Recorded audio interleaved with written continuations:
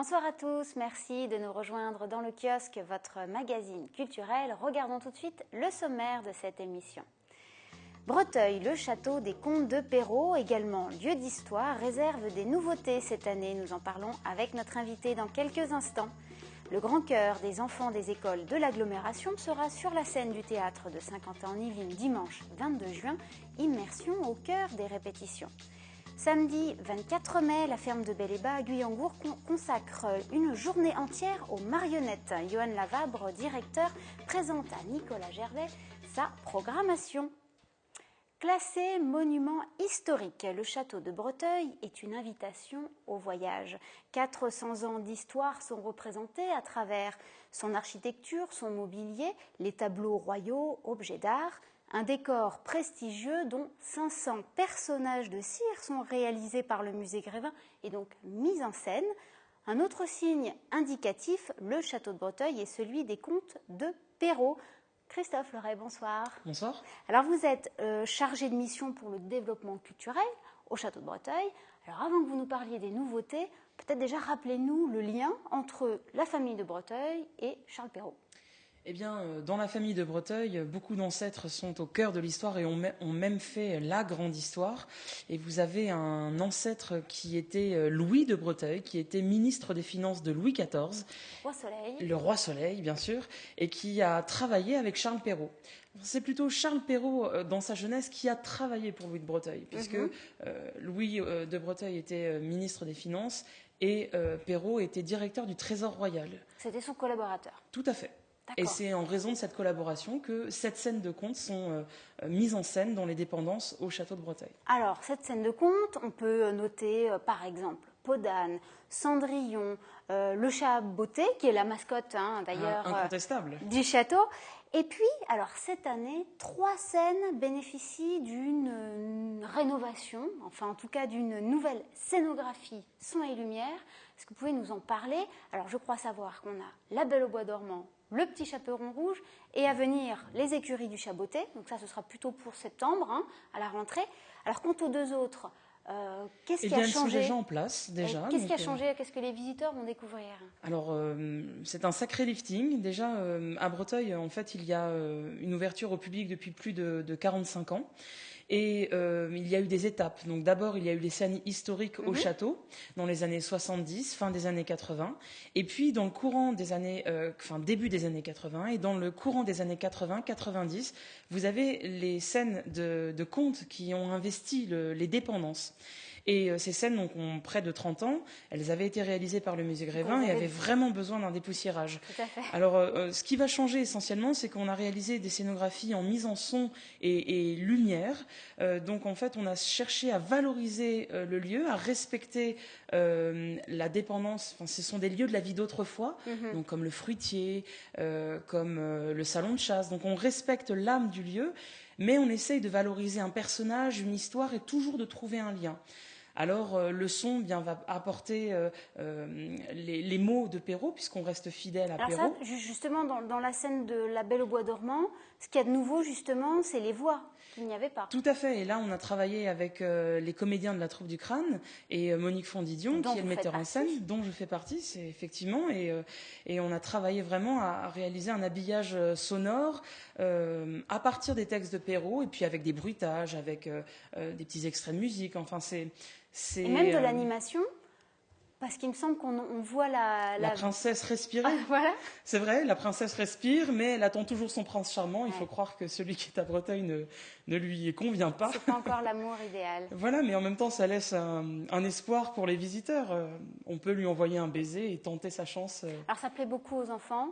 C'est aussi la raison pour laquelle vous mettez à jour ces scènes, parce que les enfants sont friands de tous ces contes. Dans le cadre de ce projet, en fait, est-ce que vous avez rencontré des difficultés justement de rénovation? Je ne sais pas.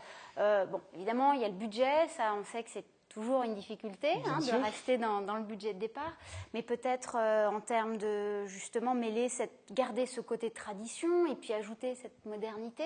Oui, ce qu'il fallait, c'était vraiment respecter le concept vous avez ces personnages, c'est une réalité en soi, mais après, il faut apporter la quatrième dimension. C'était des tableaux très figés, et là, eh bien, on passe avec le son, avec la lumière, l'effet de surprise, les personnages qui respirent, ou le grand méchant loup qui est éclairé en rouge avec des petits éclairs. Enfin, on passe vraiment dans une autre dimension et on rentre dans le conte. Avant, on passait devant les scènes très vite, et là, je voulais que ce soit un temps fort de visite dans la promenade, qu'on ne prenne pas juste le temps de prendre sa photo et puis de repartir, mais qu'on prenne le temps de regarder et puis vraiment d'apprécier un patrimoine littéraire, puisque les contes, quelque part, sont reliés à l'enfance, mais restent universels et intemporels. C'est une façon aussi de mettre en scène une tradition orale. C'est ça, en fait, Perrault a quelque part mis par écrit des histoires qui existaient depuis très longtemps, et il l'a fait avec beaucoup de talent, et puis avec aussi la culture qui est la sienne, la culture du XVIIe siècle. Donc c'est aussi un auteur qui est ancré dans son époque, mais on retrouve les valeurs de courage, on retrouve les peurs, qui sont salvatrices d'ailleurs. Quand on lit les contes, c'est bien pour un enfant d'avoir peur, ça lui permet de grandir, de se projeter, de se construire. Alors, autre nouveauté, le décor de la chambre de Marcel Proust, qui lui aussi a été rénové, et puis l'arrivée d'un nouveau personnage de cire. Alors, tout à l'heure, j'ai un peu bafouillé, j'ai dit 500, c'est 50 personnages au château, pas 500, pas encore, en tout cas. Pas encore. En tout cas, 51, du coup, avec cette arrivée. Donc, Gabrielle Émilie de Breteuil, qui est une ancêtre de la famille et également une célèbre femme de science, par ailleurs égérie de Voltaire. Tout à fait. Alors racontez-nous comment vous avez travaillé sur la reproduction d'un personnage qui a près de 300 ans. Sur quoi vous êtes basé ? Alors là, ça a été un véritable travail. Déjà, c'est un projet que j'avançais depuis près de 4 ans, et puis il a fallu beaucoup de persuasion. C'est un travail qu'on a mené, un travail de fond, un travail documentaire, puisqu'évidemment reproduire un personnage dont on n'a pas de photographie, c'est compliqué, surtout que la photo n'existait pas. Donc on s'est d'abord basé sur les représentations peintes, les portraits, et nous en avons beaucoup à Breteuil. On s'est basé aussi sur des archives, sur la relation épistolaire, donc les lettres de Gabrielle Émilie de Breteuil, et puis également des ouvrages d'historiens ou des ouvrages savants comme ceux. Est-ce que vous avez travaillé en lien avec le musée Grévin, comme pour les autres personnages ? Alors le musée Grévin, en fait, aujourd'hui, n'accepte plus de réaliser des personnages pour des musées ou des sites privés. Ah. Alors, eh bien, on a procédé différemment, et j'ai pu travailler avec Maurice Vivet, qui a été le responsable technique du château de Breteuil pendant près de 30 ans, et qui a été là lorsque les personnages de cire du musée Grévin ont été installés dans le château dans les années 70. Donc il avait travaillé à l'époque avec le musée Grévin, et donc il avait une vraie connaissance sur ces personnages, parce que c'est une vraie articulation, c'est un jeu de Lego. Vous avez une structure qui est en résine, et vous avez, ou en plâtre, et vous avez uniquement la tête ou les mains en cire. Puis après, on articule l'ensemble, c'est uniquement ce qu'on voit. Et puis après, il faut donner une attitude, il faut donner une expression, un mouvement, un comportement. Donc tout ça, c'est une scénographie qu'on étudie. Et puis après, j'ai fait appel à une costumière, Pascale Brenne, qui a réalisé un formidable travail aussi documentaire sur le costume, sur le vêtement. Et puis j'ai fait appel également aux ateliers Annie Davray Spectacle, qui réalisent beaucoup de perruques. Ce sont des artisans perruquiers pour les grandes comédies musicales qu'on voit sur Paris, le théâtre, le cinéma. Donc il faut s'entourer d'un certain nombre de personnes pour arriver à réaliser 2 mois de travail. Une perfection, quasiment. Alors une perfection, je n'aurais pas cette prétention, mais en tout cas, rester fidèle à l'esprit. Et puis le concept aussi, c'était d'avoir une scénographie, ma foi, assez simple. On a le personnage de cire qui est appuyé sur une lunette astronomique du XVIIIe siècle. Images, oui. Voilà, vous avez sans doute vu la photo.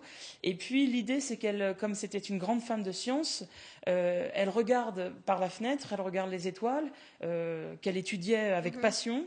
Et en tout cas, elle regarde les étoiles, ou elle est songeuse, peut-être pense-t-elle à Voltaire. En tout cas, elle regarde en l'air. Et moi, j'aimais beaucoup cette scénographie qui est à la fois très simple et en même temps enfants très poétique. Et puis, quel tempérament! C'est une femme des Lumières qui n'a vécu que 43 ans, mais qui avait un caractère bien trempé, une femme moderne qui voulait s'émanciper et qui a laissé des écrits, un discours sur le bonheur, enfin des lettres d'amour passionné avec Voltaire. C'est vraiment un personnage... Si on a envie de la découvrir, il faut se rendre au Il faut château venir de à Breteuil pour, Et oui. pour voir à quoi elle ressemblait. Et on l'appelait Madame Pompon-Newton. Voilà. D'accord. Donc, tout un programme. Bon, alors, autre événement à ne pas manquer ces prochains jours, et ça sera dimanche 18 mai, c'est la fête des contes. Et oui. Donc au château de Breteuil. Rapidement, Christophe, est-ce que vous pouvez nous donner les grands temps forts de cette journée? Alors, la fête des contes, eh bien, c'est un grand rendez-vous. C'est la 2e édition qu'on propose. Là, pour cette manifestation, les enfants qui viennent costumés bénéficient d'une entrée gratuite. Le thème, c'est princesse et chevalier, donc je pense que ça laisse libre cours à l'imagination. Vous avez des séances de contes inédites qui sont proposées aux familles, donc toujours sur le thème princesse et chevalier, à 14h30 et à 16h30, avec les conteuses des Tire-Chevillettes, Irène et Nathalie, qui ont eu le plaisir de venir plusieurs fois. Et vous avez également une conférence sur Charles Perrault. Qui était Charles Perrault? On le connaît pour ses contes, mais il a été administrateur, un homme d'État. Donc, mais c'est une conférence grand public, hein, donc vraiment c'est accessible et ça va se faire de manière très ludique. Et ça, c'est organisé par l'association des Amis de Charles Perrault. Et c'est à 11h30. À 11h30 le matin. Et puis vous avez des maquillages, enfin beaucoup d'animations. Alors le mieux, c'est de se reporter à votre site internet pour toute la programmation, le détail aussi des jours à venir, parce qu'il n'y a pas que le 18 mai, le 1er juin aussi, c'est le carnaval de Venise qui vient s'installer au château de Breteuil. Bref, beaucoup d'événements. Beaucoup d'animations. Tout à fait. Merci beaucoup, Christophe. Merci Aurélia. Alors nous on continue, hop, je reprends mes fiches. Alors, sensibiliser les plus jeunes à l'art lyrique, un projet annuel que mène depuis plus de 10 ans l'APMSQ, donc c'est l'association pour la promotion de la musique classique à Saint-Quentin-en-Yvelines. Et cette année, le grand chœur des enfants des écoles de l'agglomération interprétera un conte musical de Marc-Olivier Dupin, Immersion au cœur du chœur, des images de Jonathan Villeman.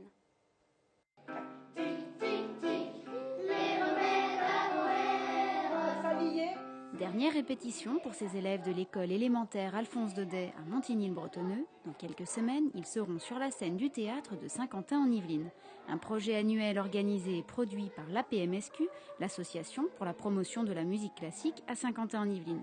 Sous la direction de Mélanie Lévy-Thiebaud et son orchestre Manifesto, le chœur d'enfants des écoles de l'agglomération interpréteront le conte musical Par ici les enfants. Une création du compositeur Marc-Olivier Dupin, venu assister ce jour-là aux répétitions.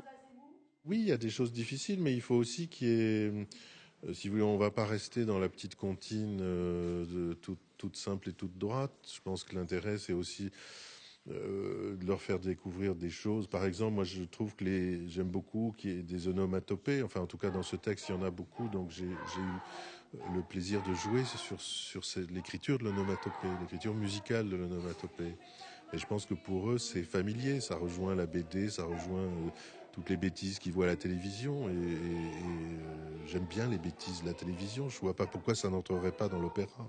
Ce sont de merveilleux enfants qui ont fait un travail formidable avec leur maîtresse, les intervenants, toute l'équipe.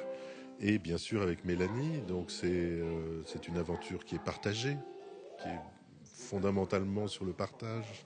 Mais quand vous le montez, c'est difficile. Pour tout le monde, c'est difficile.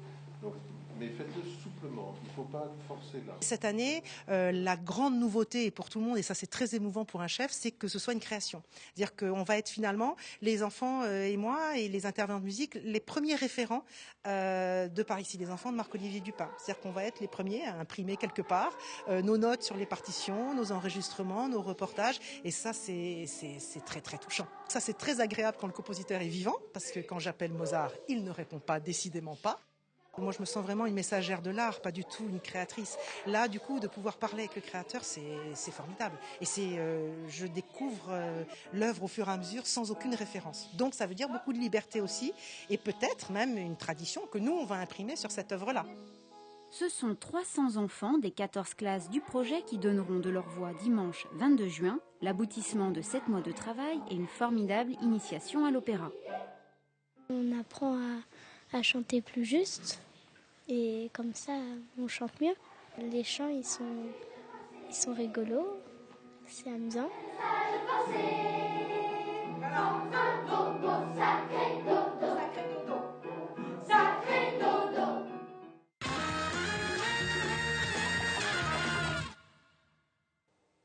Samedi 24 mai, la ferme de Bel-et-Bas à Guyancourt consacre toute une journée aux marionnettes.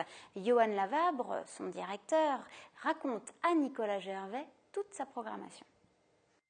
C'est de la manipulation, c'est le titre de la journée marionnette proposée par la ferme de Bel-et-Bas le 24 mai. Pour nous en parler, le directeur, celui qui tire les ficelles, Johan Lavabre. Tiens, une montgolfière. Ah non, excusez, c'est pas possible. Il n'y avait pas de montgolfière à cette époque, hein. Si, c'est une montgolfière. Non, Ulysse, c'est une terrible tempête qui nous arrive droit dessus. Une tempête qui ressemble à une montgolfière.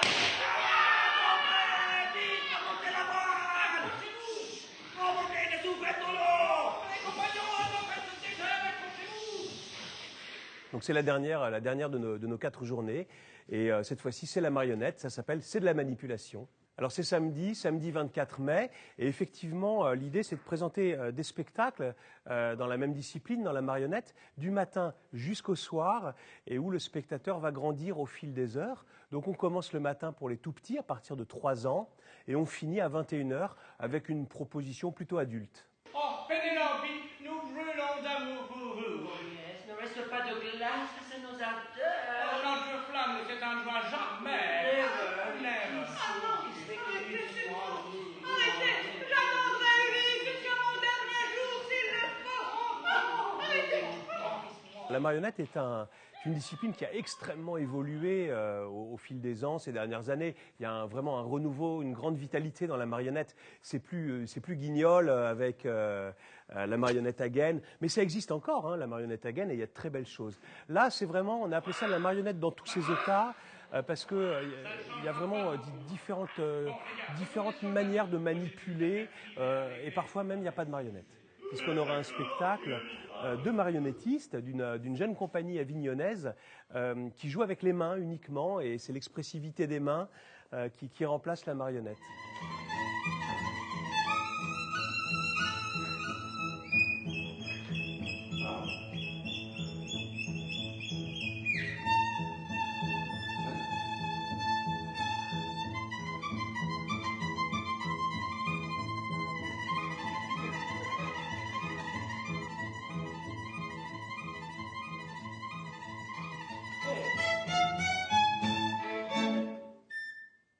Opus, donc ça c'est pour les petits opus, et c'est l'histoire d'un grand orchestre de l'Union soviétique. Alors ça paraît compliqué comme ça de parler d'Union soviétique pour les petits, mais l'idée c'était de jouer sur la dislocation de ce grand orchestre. Et il ne reste plus que 4 musiciens, et ces 4 musiciens doivent jouer le grand répertoire de la musique russe du 19e siècle. C'est difficile à 4, et donc ils vont convoquer tous les autres musiciens, ce seront des petites marionnettes. Moi qui vous montre mes chiennes. Je choisis la lumière, je choisis de dire les mots, de faire les gestes, je décide qui je détruis, de l'air du temps et de la pluie. Richard III, une proposition voilà, plus pour adultes, pour on va dire adolescents. C'est un travail autour de la figure shakespearienne, une réécriture contemporaine, puisque c'est François Chaffin, un auteur qu'on affectionne particulièrement à la ferme de Bel-et-Bas, et c'est mis en scène par Sylvie Baillon, qui est une des grandes figures de la marionnette, mais là encore, on serait un peu surpris puisque il y a peu de marionnettes sur scène. C'est un travail, je dirais, sur la marionnettisation du corps de l'acteur.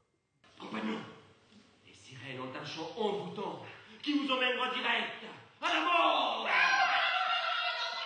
Ne vous inquiétez pas. Circelle m'a donné de quoi nous protéger. Tenez, prenez ça. Mais non, qu'est-ce que vous faites ? Philippe Gentil, qu'on ne présente plus, qui vient avec L'Appel du large et qui nous présente en fait l'Odyssée d'Ulysse. Ulysse est un tire-bouchon, son bateau est une pelle à ordures avec une balayette. Voilà, les matelots sont des papillotes. Et là, on voit bien que la marionnette, en fait, on est plus dans le théâtre d'objets, la manière dont on détourne les objets du quotidien. La mer est un rideau de douche, voilà, et tout ça dans une grande jubilation. pas un canard, toi. Tu as le droit d'avoir envie de ça. Malheureux, ce n'est pas un canard, c'est le terrible rocher de Karim Esquina. Les monstres dans l'air. Compagnons, sauvez-vous, je dis. Vous n'hésiterez pas à une mort certaine. Compagnons, mais sans tarder, moi, je ne quitterai jamais le navire. Voilà, et après Johan Lavabre, on retrouve Aurélia sur le plateau du kiosque.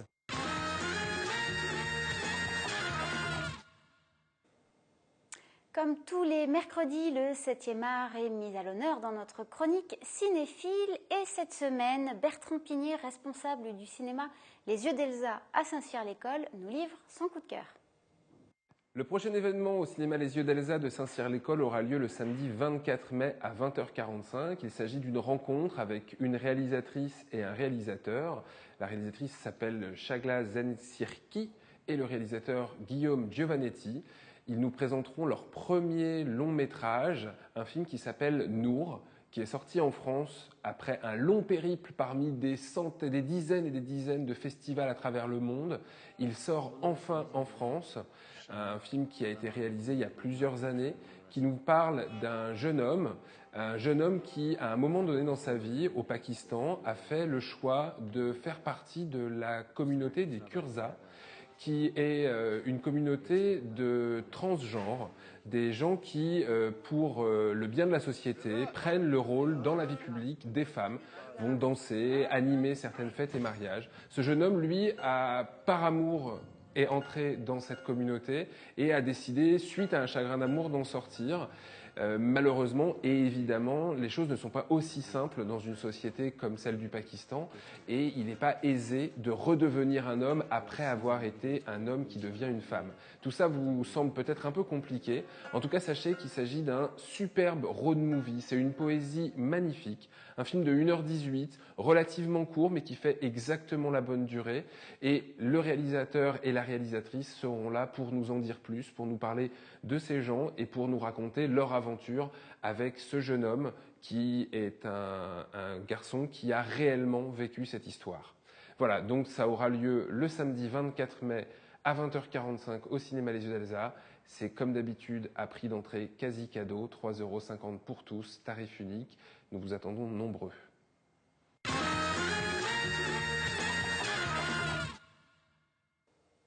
Allez, je vous propose à présent d'autres idées de sortie ces prochains jours. Alors, le rock est à l'honneur à Versailles jusqu'à samedi. Tous les soirs, vous pourrez assister à des concerts dans le cadre du festival Le Potager du Rock. Rendez-vous sur le site internet pour tous les lieux de concert. Vendredi, samedi et dimanche, ce sont des animations et spectacles de magie pour toute la famille auxquels vous pourrez assister. Et ce sera à l'espace de Coville de Voisins-le-Bretonneux.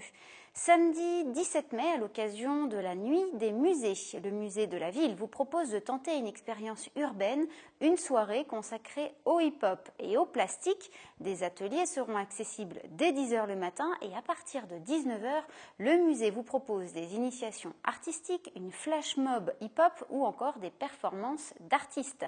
Et enfin, si vous avez envie d'entendre Vivaldi, Mozart ou encore Bach chantés par le groupe vocal Cadence, c'est en l'église Saint-Germain à Magny-les-Hameaux qu'il faudra se rendre dimanche à 17h.